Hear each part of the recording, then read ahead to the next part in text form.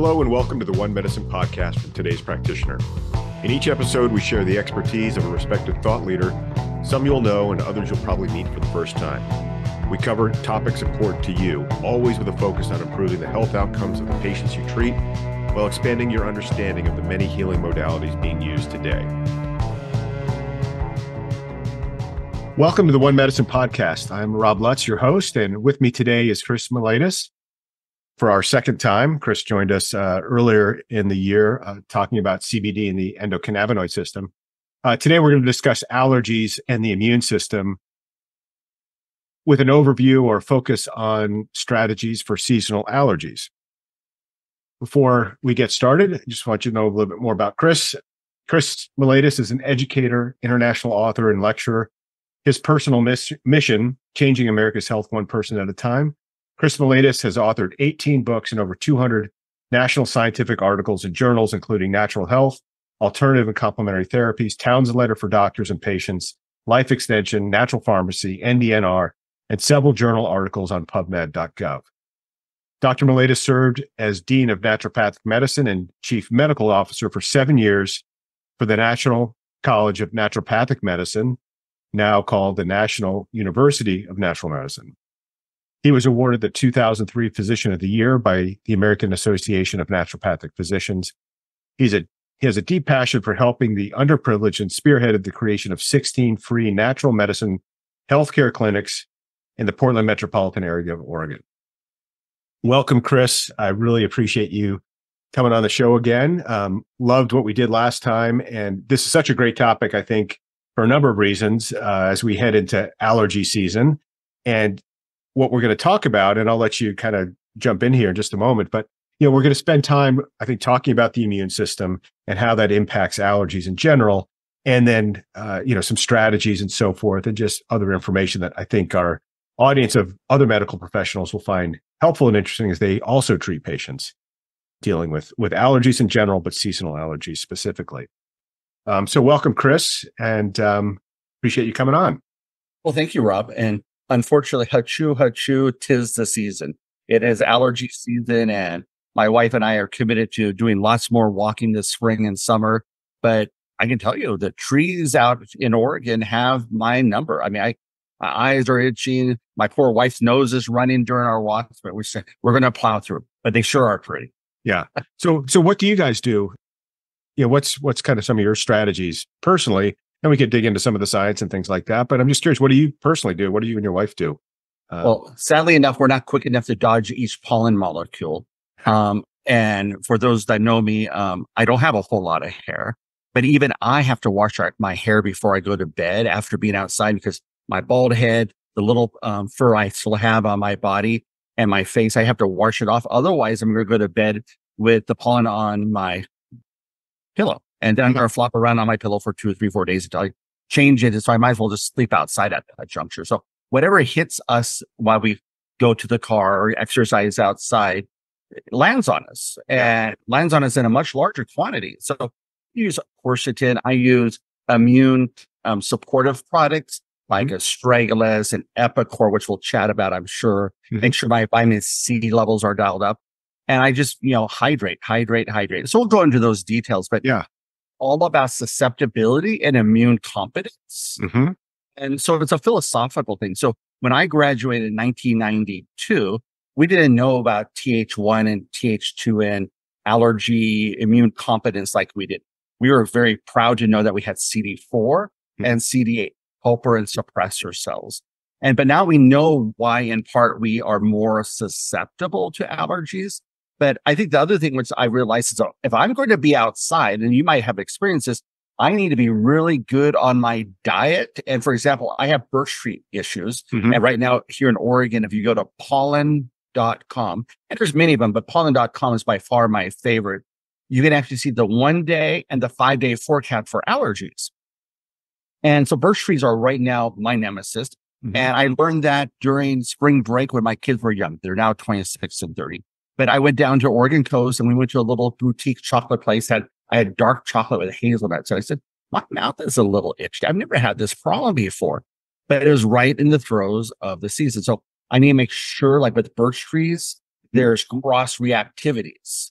And same thing with melons. Melons, for example, if it's ragweed season, melons and cucumbers, not your friend. Well, during birch season, nuts, peaches, lettuce, carrots, celery are all problematic with cross reactivity. So I'm mind my P's and Q's before I go into my allergy season, which is right now. And as a result, I'm not basically being the cream of the Oreo cookie, sandwiching myself between I just ate a problem and now I just inhaled a problem and it's a straw in a camel's back. Yeah, so that's interesting. So something that I've thought about, and I didn't realize it was probably cross reactivity. I've suffered from seasonal allergies my entire life. As a kid, I was always runny nose in the springtime, and it was always such a challenge for me. And I tried everything. Of course, I did the over the counter stuff, and I think back in the mid '90s, I took high desert bee pollen, and for some reason, you had to take so many of them, but that really seemed to help. But nothing really changed until I realized one spring after I'd stopped eating dairy. I'd figured out that dairy really just wasn't working for me. And so I stopped eating dairy. That was the first springtime where I just never really had the symptoms that I'd always had. And so is that an example of cross reactivity or? Yes, exactly. Okay. And a cross reactivity and total burden. So the dairy could have been cross reacting with the various things in your environment. Plus, if we use the concept of the straw that broke the camel's back, and I'm right here in Beaverton, Oregon, high techville, Nike, very, very brilliant people. And I'll actually have 3 or 4 little stones in my office. One will say peace and health and, tranquility and harmony, whatever, the little positive affirmation stones. And so I'll put my hand on the desk and, on my fingers extended and pretend it's a little camel. I said, if this is a camel, and I put the stones on there. And I said, okay, I put harmony, peace, love, and health. And the last stone is health. Which one broke the camel's back? And 80% of the folks say, well, it's the last one, which in this case was love.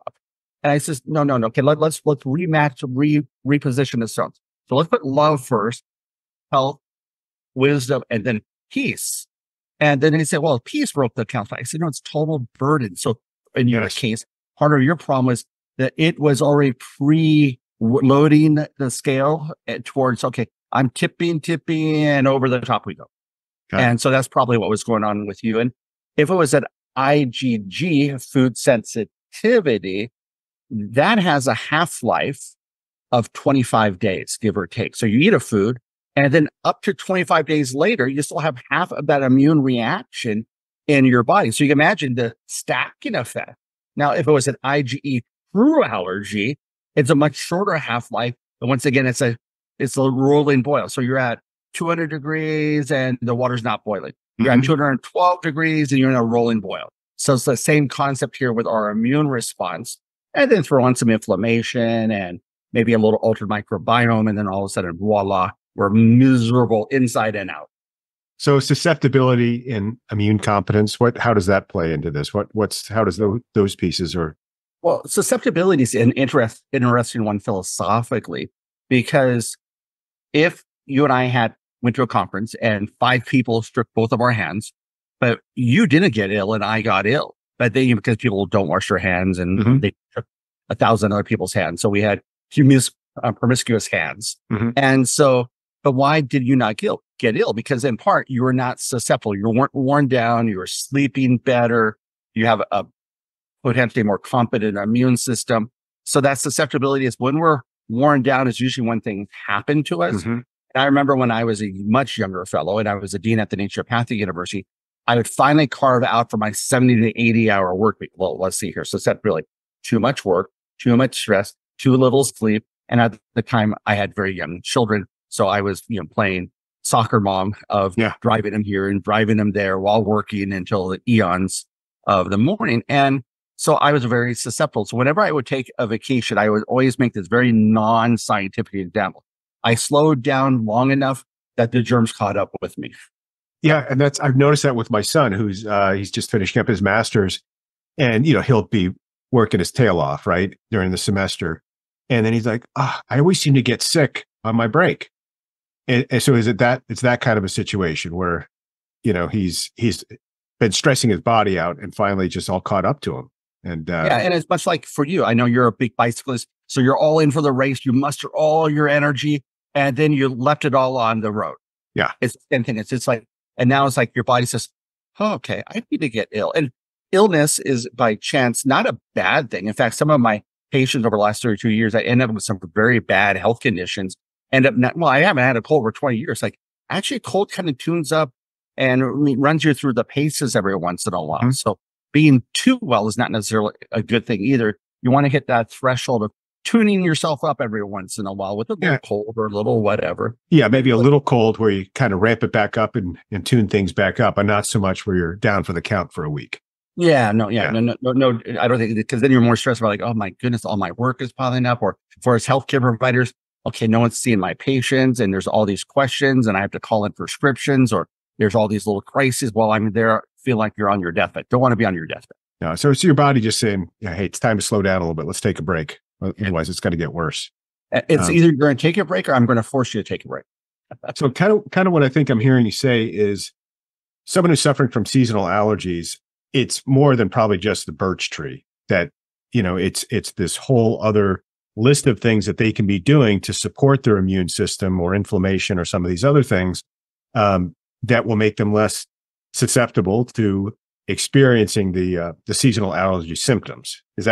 Am I on track a little bit there, or my? Large part. And it's okay. Well, you and I go outside during seasonal allergies and we might be preordained. Ever since I was a little kid, I had allergy shots. I had a reactive airway.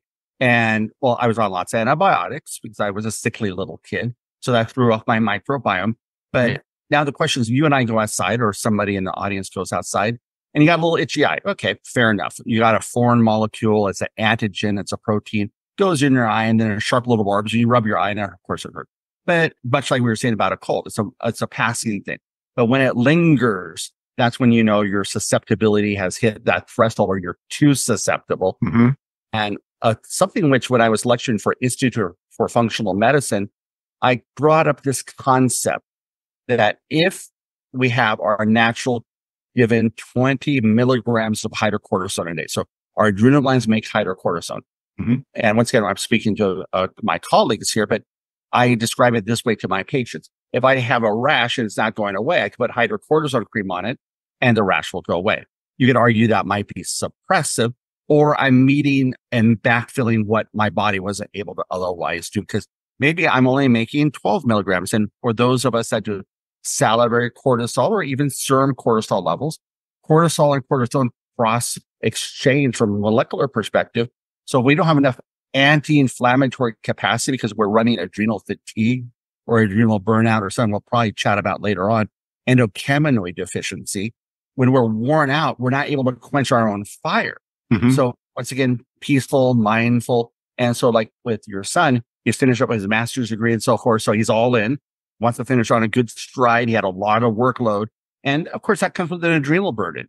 And with that adrenal burden, we shift our immune system. Back in the day, before all the biological drugs are advertised on television, I'm not picking on them, but it's all the small print can cause all the following side effects. But what did we have as our primary only tool? Either immunosuppressant like cyclosporine or prednisone or methylprednisolone. And why? Because when we have more steroids on board, artificially, exogenous in this case, or enough steroid made by our body because our adrenals are not tapping out, Mhm. then we're actually able to quench our own fire and not come to all these symptoms.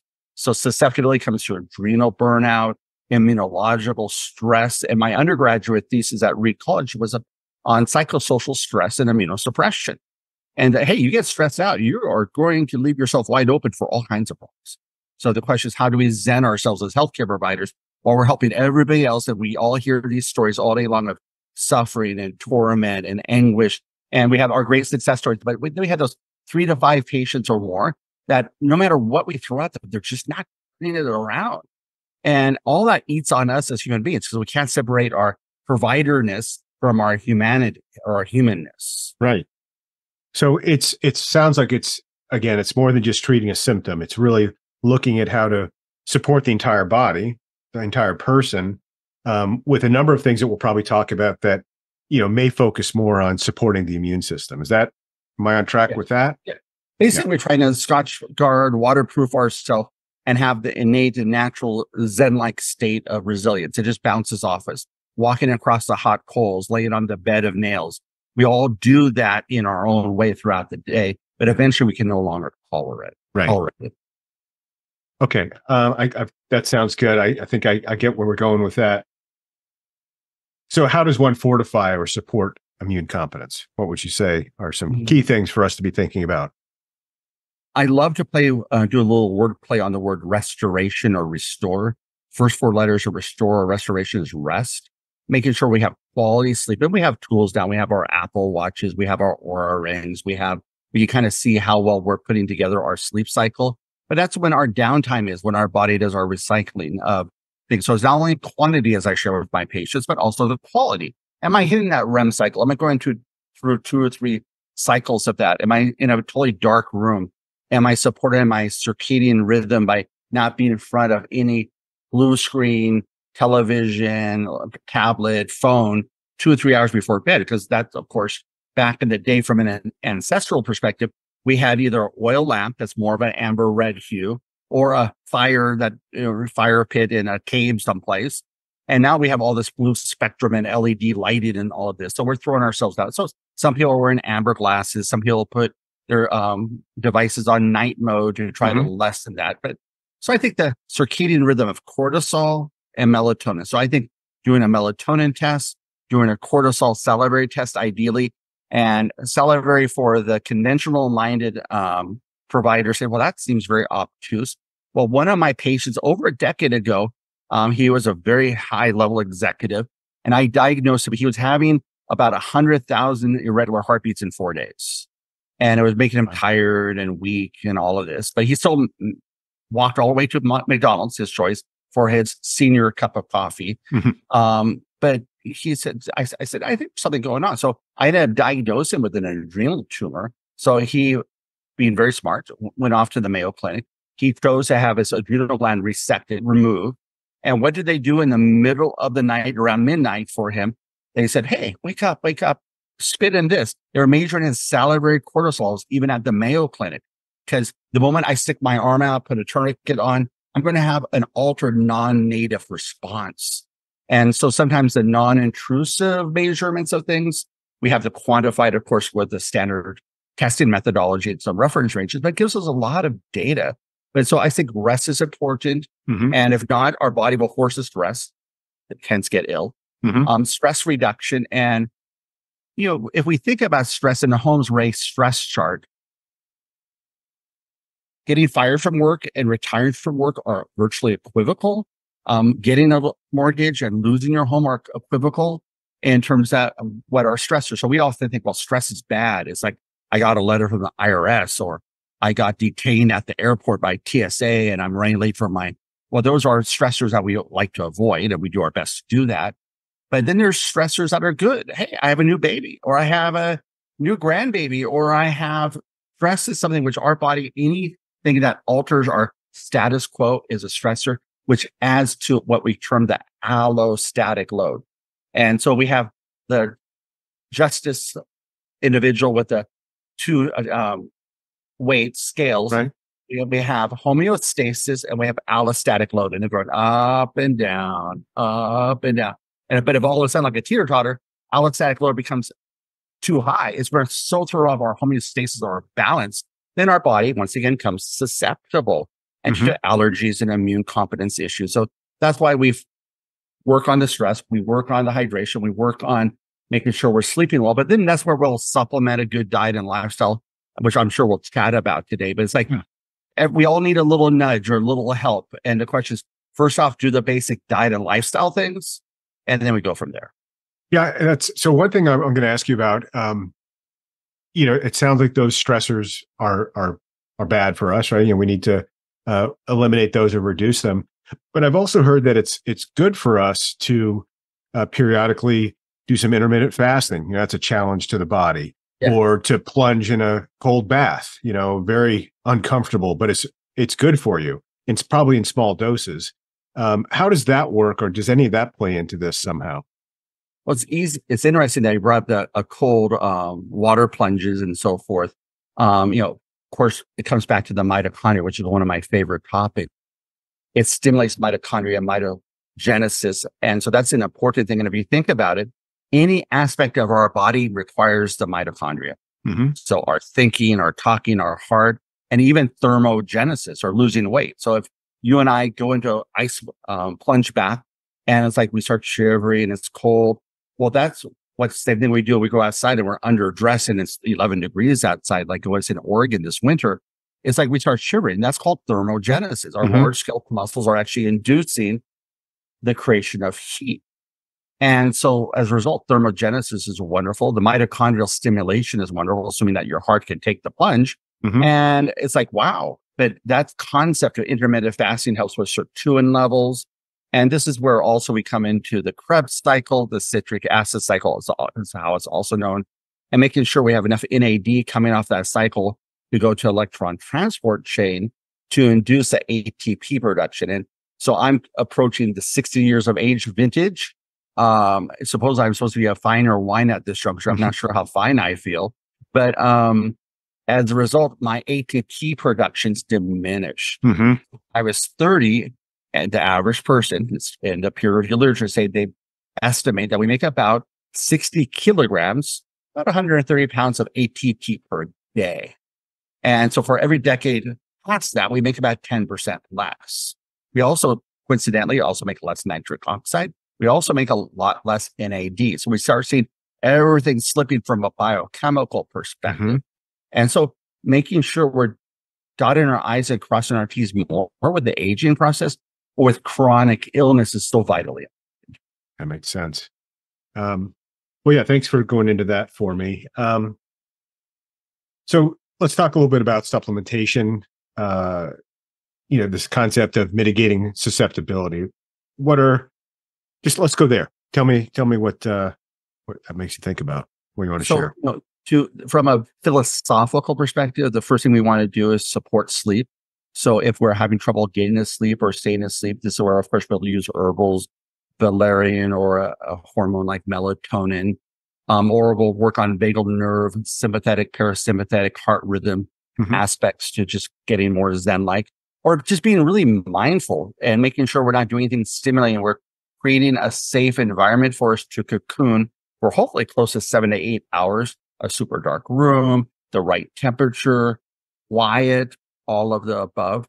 And knowing that by doing that, we're also supporting the adrenal glands on the tail end. So when our melatonin levels surge from midnight past and start, quieting down the moment our adrenals start kicking in, around 5 to 7 a.m., we need to help support that natural circadian rhythm. So it's just a basic, non-scientific, but extremely scientific simple things, which are support diet and lifestyle.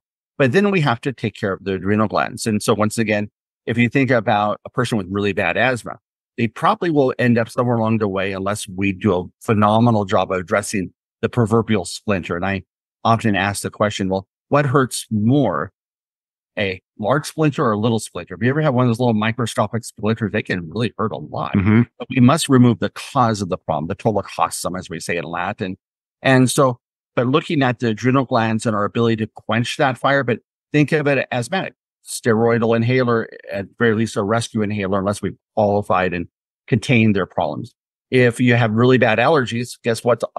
It used to be a prescription. Now, of course, went into the mass markets, steroidal nasal sprays. And so that comes back to, are my adrenal glands making enough to quench it and try to take care of my adrenals?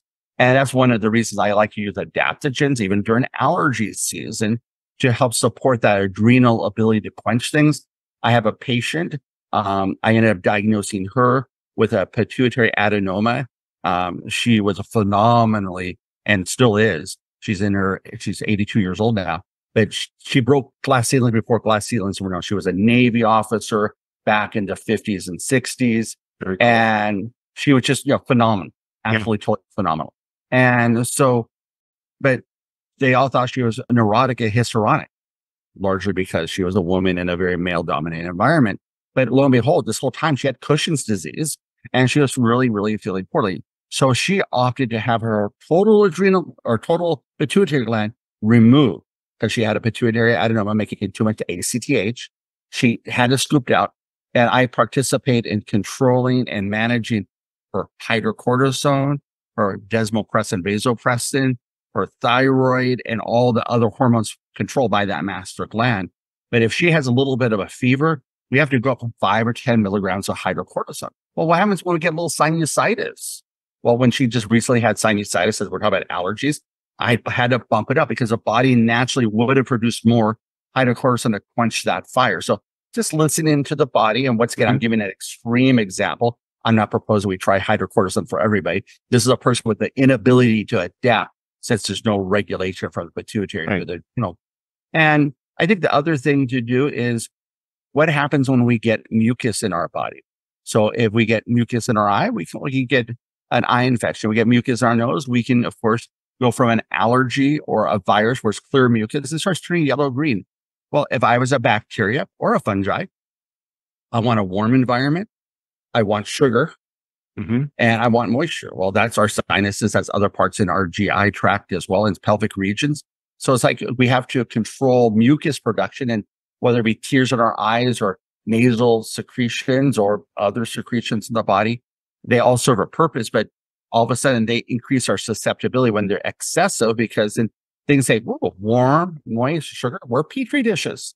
Right. Glorified, wonderful human being Petri dishes. And so as a result, we want to control some of those symptoms. And this is where things like N-acetylcysteine come in, which we'll probably talk about, which is a mucolytic and it increases glutathione levels and so forth and so on. Yeah. Before we jump into that, what are your opinions about a neti pot? I've used those in the past when have sinus infections or afraid of getting a sinus infection or I'm very congested. What are your opinions on that? As long as it's not tap water. I don't know if you've heard about the case many years ago now in the Seattle, Washington area, where they actually ended up having parasitic items in the water. It was municipal water. Water. So as long as it's distilled and mineralize it properly, neti pots. And this is where the beauty of now being a melting pot, a cosmopolitan society is like, well, neti pots have existed for a very long time in cultures because they work. Right. It's exactly. Like, going from the sauna and jumping into a frigid water if we're Norwegian folks or Swedish people. It's like, and well, now we have cold plunges. Well, they created that, I think. Yeah. No, that's true. Yeah. So I used distilled water because I had heard that horror story and didn't want to mess with that. But a brain's a hard thing to replace. Yeah, for sure. Okay. So let's talk a little bit about some of the supplements. You briefly touched on adaptogens. Are there any specific ones that you feel are the ones that the practitioner should look at first in this context of seasonal allergies and your immune system? Yeah, I would say the star is astragalus. And the reason it's an adaptogenic herb, but it's an immunological adaptogenic herb. Okay. Yeah. So it helps the body adapt during immunologically challenging times while still being an adaptogen. And so astragalus is my go-to with my patients that have oncological issues, patients that have ongoing autoimmune issues. I want to help the body adapt and at the same time support and nurture without stimulating. Okay. So you like astragalus? I like my astragalus. And of course, we could throw in maca and rhodiola and ginseng and ashwagandha. Those are my other big go-tos. But they're not specifically targeted for the immune support. Yeah, astragalus is my go-to for the immune. Okay. One thing we haven't talked about is hydration. I think you mentioned it briefly in the beginning. Why is that important? Specifically in this allergies and immune competence, think of dried, chapped skin. Let's say we have chapped lips. It's been cold, it's been wintertime, and so we have dried, chapped lips. Well, doesn't anything that we pass by those lips hurt more, sting more? Yes, the answer is yes. Anytime we have broken skin, or we're going to have a greater susceptibility or portal for things to enter. Now we think of our eyes, our nose, our throat, our lungs, and our GI tract. Non-moist tissues will not have that same layer of what I call slime, secretory IgA. Secretory IgA is, of course, part of immune competence. It drops with stress, but secretory IgA is our first layer or film. Once again, bad examples, but our Scotchgard or waterproofing of our body. And so if we have dry mucous membranes, we're going to have wide open portals to greater problems. And our nothing gets caught when it's being inhaled if it's all dried out. It's gonna. And that's why we have developed sinuses. We breathe through our nose, and we know breathing through our nose opposed to our mouth increases nitric oxide levels. Surprise, surprise. But once again, all those warm and moist turbinates create a moisture air that hits our lungs, opposed to having dry, arid air. And so once again, we're designed phenomenally to survive. But basic things are like hydration. The statistic I read, about 15 or 20 years ago, is that 31% of the population has such a low thirst drive that we actually end up eating instead of drinking. And it's like, well, I know I went into the kitchen for something. Was it the chocolate chip cookies or no, I think it was the water. Yeah. But I'll have a chocolate chip cookie anyway. Yeah. Well, but with lots of water. Yeah. Right. Okay. So hydration is key for everything, kind of, probably any topic we're going to cover. Hydration is. And even if you think about what the neti pot's doing, it's hyperhydrating and wiping out or washing away. And whether it be tears or a snotty nose or vomit or diarrhea, where our body has exit strategies built in, but it requires hydration in order for those exit strategies. Yeah, the runny nose is an annoyance, but it's built into the system to keep us from having more of those, annoying allergens in our system. We're going to let it along the way. You like to imagine every time the rain nose, say thank you for the rain nose. It's taking out pollen molecules that either otherwise would go deeper into my body. Right. Okay, something you had mentioned another time, and I want to ask this question, but classical music, Mozart. You mentioned that as a potential strategy here. How does that work, and why? Where did you hear about that? Yeah, well, sadly enough, I'm a dweeb. I do not have a pocket protector, but I love reading the scientific literature. And I was coming across how to control allergies. I've suffered from allergies all my entire life. And so Dr. Kamata, an MD, PhD, this is peer-reviewed literature, did a study. I don't know who funded it. I didn't go that deep, but he said, well, listening to classical music can help, but there's a caveat. So he compared Beethoven to Mozart. Beethoven failed to alter Th1 and Th2, and whereas Mozart did.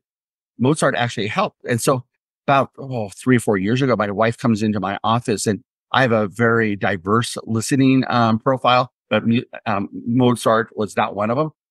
But my wife's a pianist, and so forth. She says, "You're listening to classical music. Is that Mozart?" I said, "Yes." She says, "Why?" Well, because I have the window open, I have a fan blowing, and my arms were itching. It's birch season, and I think it's actually helping. And so, there's Mozart for babies, there's Mozart for concentrating while we're doing deadlines, which now I've adopted even around not year round to just listening to Mozart whenever I'm on a deadline, opposed to some hard rock or something much more visceral. And it's like, so Mozart actually, if you type in Mozart allergies, it was shown to alter Th1, Th2, and just type that into PubMed. It's like, it pops up. It's like, oh my goodness. So not everything has to cost money for patients. Hydration, if you have a clean source of water, wonderful. Yeah. Stress reduction, mindfulness, that attitude of gratitude. And like you pointed out, saying, let's see whether I've avoided a couple of foods I've been having a question mark or a discernment about, like the dairy. Yeah. It's like, wow, good call. So question around Mozart, as opposed to some other classical music. Mozart is very calming, I think, most of what I've heard. So is your breathing adapting to the music? Is it becoming more slower and more rhythmic? Are you stimulating your vagal nerve by using that music that's actually bringing you into a more relaxed state? Is that so stimulating? Sorry to interrupt. I know you're going to answer that question, but with the vagal nerve, if you're stimulating that, is that doing the same thing to your thyroid? Some of those. Anyway, so if you could answer a couple of those questions, I'm just interested in what your thoughts are on that. Well, and you're brilliant. So the question is, how does Mozart work? It's really honestly the same question on how do all of these herbs work, or how do all these nutrients work? We in 2024 here know many things about mechanisms of action, and because as scientists we're reductionistic, we want to know all these things. I don't think we really know how Mozart works in totality, but the concept of calming, more hospitable, more sustainable. But then that difference between sympathetic nerve and, run, stress, survive. And I think when we were all young and more naive, if we had a reasonable childhood, we kind of like, okay, well, I knew what stress was, but I had no idea what mom and dad were going through because, the adult responsibilities. But then all of a sudden stress entered our lives. We thought, okay, it's all going to be perfect. We had this picturesque existence as adult human beings. But the difference between sympathetic and parasympathetic, we ignore parasympathetic. Most of the action films, most of the films on television, YouTube, Netflix are all pointing towards a sympathetic or visceral response opposed to calm, meditative. So I think you're correct there. And I think that's a good supposition that you probably are bringing balance and a harmony to the body when listening to Mozart. No pun intended on Mozart and harmony. I can then go into octets, but that's a whole nother bad dad joke. So I think that's part of it. And it's just creating a little bubble for us mentally. And it was Thomas Edison that said the prime function of the body is to carry around the brain. And it's like, okay, well, so if we tend to our brain and we don't have brain strain, do everything else come into balance. And we know the vagal nerve, which you brought up once again brilliantly, 80% of it is sensory. And we look at the word vagabond, one that wanders. Well, the 80% is actually wandering down our esophagus, past our heart and to our heart. And it goes down into our GI tract, our kidneys, our liver, our colon, our spleen. And then it's coming back with all that feedback to our brain. So the more calm and mindful we can be. And when I went to my allergist, a medical doctor allergist, when I was a young fellow, 39 years old, 37 years old, he says, Chris, are you doing Tai Chi? Are you doing yoga? How many salads are you eating? And I'm being a naturopathic doctor. I'm like, what is this guy like? I came here because I got tonsil issues. Yeah. But listen, I'm way ahead of the curve. Wonderful, brilliant guy named Dr. Wesley Lewis. And ultimately he married a naturopathic doctor. I wonder why, because he put out the vibe. It's like, hey, I'm a naturopath, medical doctor, focused functional medicine before it was popular. And so he was living it, breathing it, and proselytizing mind. I think Mozart probably does affect the vagal nerve. And now we even know that our level of stress also affects our microbiome. Yeah. If we're stressed, not only are we throwing out all these hormones, but are we a hospitable environment for our 100 trillion visitors and just our GI tract? And my book, the MMM theory, speak about the microbiome throughout the entirety of the body, the skin, the prostate, of course, the pelvic region for a female, and even now the brain and leaky gut, leaky brain, a whole nother conversation for another day. Yeah. But I think you're right on the money. I think it's a vagal nerve. We're creating a hospitable environment, but he doesn't really delineate sufficiently what the mechanism of action is, but more was observational. Makes sense. That being around Wi-Fi and cellular and even holding a tablet will actually increase your chance for atopic dermatitis or eczema. And so once again, the helter-skelterness of the world which we've created, we're kind of as human beings creating a world built on sand and not the rock. Yeah. Well, it's that mind-body connection that, we hear a lot of talk about. I think there's this feedback loop, and we're able to maybe interrupt that feedback loop and direct it the way that we want, whether we're listening to Mozart or using a vagal nerve stimulator or deep breathing. And so if you're, then raising your heart rate variability and some of these other things, you're probably reducing inflammation, and, other neurochemicals are being released. And so you're getting that feedback loop to start to work in the direction you want it to by doing some of these things. Same with probably hydrating, eating the right foods, getting good sleep. You're getting that feedback loop to work for you as opposed to potentially runaway. Right on the money. Yeah. And even, thinking about food in the past, we often will sit at our desk. Well, I'm guilty. I can't speak to you, and eat while watching a webinar or doing something. Why haven't we sit at like every culture around the world and show gratitude for the food, create an environment for that food to be digested properly, digestive enzymes, so lessens food allergens and food reactivity, because now we're digesting, we have the gastrocephalic reflex. And all of a sudden, it's like we're more mindful and we have a greater attitude of gratitude. Yeah. And so once again, we've lost some of our mindful practices as we've gotten too attached to technology. And I don't think AI is going to solve that. We have to solve our own problem when it comes to mindfulness. Yeah, I think you're right. It's just putting the time in. That's really what it's about. And keep I think it simple. Just slow it down and say, what would my ancestors 300 or 400 years ago? Like, they worked really hard on the hunting and gathering. They were very happy to have that food, and so they were celebratory. So That was a great sidetrack. I loved it. Let's dig again more maybe into the supplements. I think it's an easier one. There are lots of good supplements out there that can boost your immune system and probably make you less susceptible to an allergic reaction to some of these seasonal things. So we've talked about astragalus. Why don't you list off a few of the others that you think kind of come top of mind, things you might recommend to a patient who's trying to, support their immune system for this reason? Personally. Well, something I learned about in 2005 was discovered from a process of serendipity. There's an Iowa animal manufacturing feed factory, and this is right when health insurance premiums started really rising and utilization increased.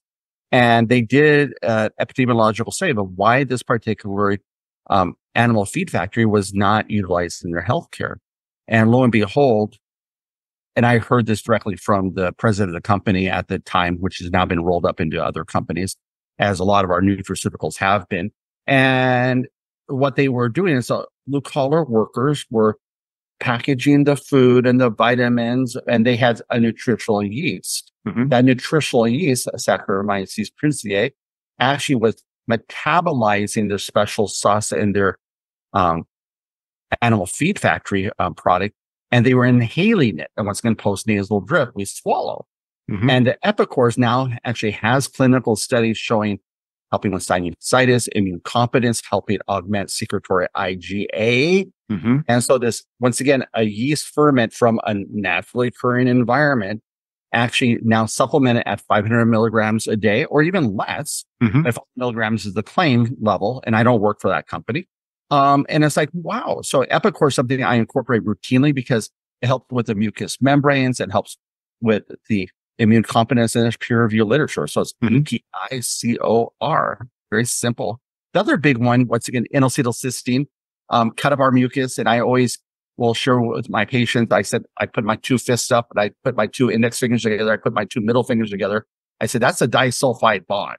I said, now good luck trying to rotate your rest of your hands around those two fingers stuck together. But if you can cleave one of those fingers, not just have your index fingers, you're going to have more liquid mucus. Mm-hmm. And NAC of course, became quite popular and controversial during the COVID era. And I'll leave it there. You can look at the controversy around that in the peer review literature.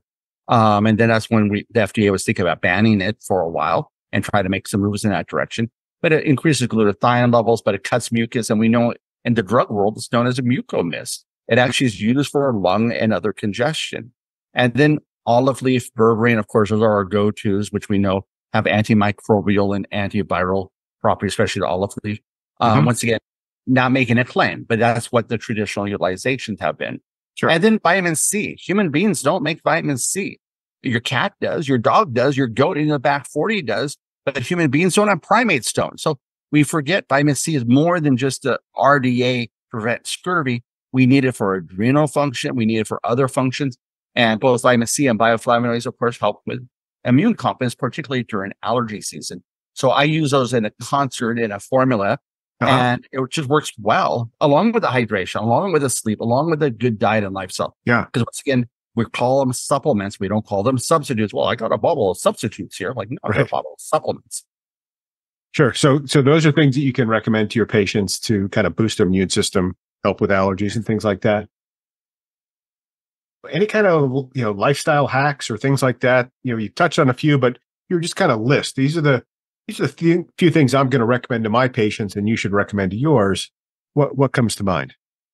Well, I always tell my patients, once they start having any symptoms, figure out what environmentals are out there that have your name on them. So I go to pollen.com. And the moment you identify which pollens are out there that most likely are triggering your problem, especially acutely during our seasonal cycles, then you can just go to cross-reactivity lists. And I have multiple cross-reactivity lists I've created, which if any of the providers want, I'd be more than glad to share. And it's like, okay, cross-reactivity, like so birch, I avoid my nuts, my celery, my carrots, and my pit fruits during this season. So knowing what is out there, which we can't really control, but we can, I'll share how. And then we go ahead and just know I'm not going to eat those foods and double down on that level of reactivity because of cross reaction. Right. The other one is keeping your home doors and windows closed. We all like fresh air. Here in my very small office at home, I got maybe it's a 200 square foot office where I just do all my consultations virtually these days. I have two HEPA filters running. And so sometimes I will open my window, but then I want to make sure it's filtered right away. Yeah. And then the other thing is when we're driving along on the road, first off, I think we've all sat behind one of those diesel trucks or other vehicles that just smell terrible. And now our cabin's full of, who knows, benzenes and toluenes or whatnot. So always keep your car and recirculate during the allergy season. So that little circular through there. And sometimes I'll find out, oh, darn, how did that turn off? So I turn it back on. And so I can, if I have it on and to recirculate, I don't smell the person mowing the lawn. Right. And I don't smell that nearly as much. So once again, lessening the burden. And then the other thing is on windy days, not only do we have a geography or a zip code we live in, on a windy day, we get the 2 or 3 circular zip codes around us. We're getting their pollen on top of whatever our pollen it was. So windy day is not a good thing. And then the other thing is showering before bed. Easy for me to say as a bald fellow, because my bad hair day starts with, if I don't push my side hair down in 10 seconds, I got a bad hair day. So people with a lot of hair, it's like, oh, okay, well, do I really want to do that? And then I make a joke with my patients. Well, you can wear a little house and a prairie bonnet, but the whole idea is to cover your head so you're not flopping around all night. Wash your face. You have facial hair at all, wash your face. And then I think those are the big ones. It's just don't have your fluffy dog in bed with you. That's another one, I'm sure. The fluffy dog is actually probably therapeutic at many levels, but the fluffy dog vacuum cleaner. But now I have fluffy cats, and vacuum cleaners and cats don't get along very well. No. If you want to survive as their human companion. Yeah, makes sense. So most of the hacks are really intended to reduce the load. So not as much pollen in your house or in your car, because that's what you're reacting to. We talked about kind of the foundational things that we can do to support the immune system in general, in your body in general. So hydration, quality sleep, reduce anything that causes what you think is inflammation. So foods that you think could be culprits, reduce those. I mean, it sounds fairly simple, and it sounds a lot more. Oh, go ahead. What were you going to say? I think it's all about making it doable. It can be simple. And then, of course, never forgetting our microbiome. I think our microbiome, I have a free book on Kindle Unlimited on Amazon, so no charge, not making money off it. And it discusses the microbiome. So a healthy gut, healthy us, knowing that we have so much immunological aspects of our being. And if we have a leaky gut, we have gut inflammation, then all of a sudden our allergies or food reactivities, including food sensitivities, will be worse. But I think it's keep it simple, keep it straightforward, and realizing that good science is there to support the fact that keep it simple. Yeah. Well, sounds great. This was really interesting and I think timely, with a lot of folks, kind of a late spring here in New England, but the trees are starting to bloom and I know a lot of people are starting to experience it. So this is good timing for that. And really appreciate you coming back on the show, and another great episode. I'm sure we've got more in our future. So thank you, Robin. Thanks for everything you do. And I love the fact that you pulled in that vagal nerve. Can never forget our vagal nerve. Those whole cranial nerves, and the vagal nerve is the vagabond nerve, and it does so much or sometimes causes it to go a little wayward. So vagal nerve control and mindfulness for sure. Yeah. Well, thank you. And in the show notes, I'll have a bunch of links. I know you'd mentioned you have some resources you're happy to share. So I'll have your email address and website and some other things that you and I will add to the show notes just to make this a little more useful for the practitioners who are listening. Wonderful. Sounds great. Well, thanks again. Really do appreciate it. Thank you. Take care. Thanks for listening to the One Medicine podcast. I hope you found today's episode interesting and came away with a few insights you can apply to your practice. If you're looking for the show notes, they can be found in the link below. If you want to go deeper on this topic or anything else, please visit todayspractitioner.com and consider registering for our weekly newsletter as well. Thanks again, and I hope you'll join us next time.